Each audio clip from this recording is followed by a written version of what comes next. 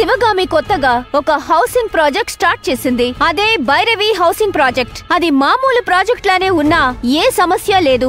కానీ వాళ్ళు అత్యాశకు పోయి జనం డబ్బుతోనే ప్రాజెక్ట్ కడదామనుకున్నారు.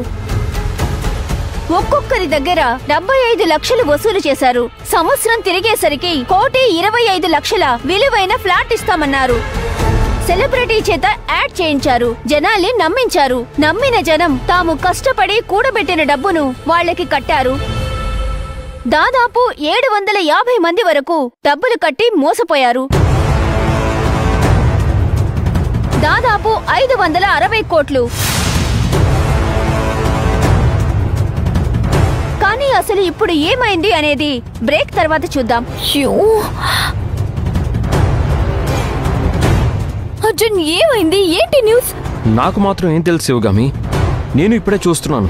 మరి 560 కోట్లు ఏమయ్యాయి? ఏమవుతాయి? బ్యాంక్లోనే ఉంటాయి. నిజంగానే అవి బ్యాంక్లోనే ఉన్నాయా? ఆ బెనర్జీ వాళ్ళు కనిపించట్లేదని, కాంటాక్ట్ లో లేరని నువ్వే చెప్పావు కదా.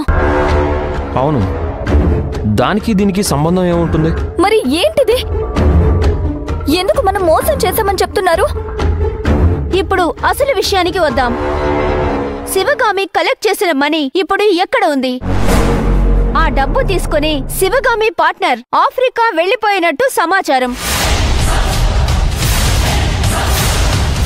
What the hell?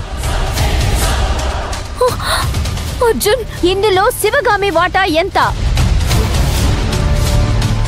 అసలే ఆస్తులు కోల్పోయిన శివగామి ఆస్తులు కూడబెట్టడానికి ఈ ఎత్తుగడ వేసిందా?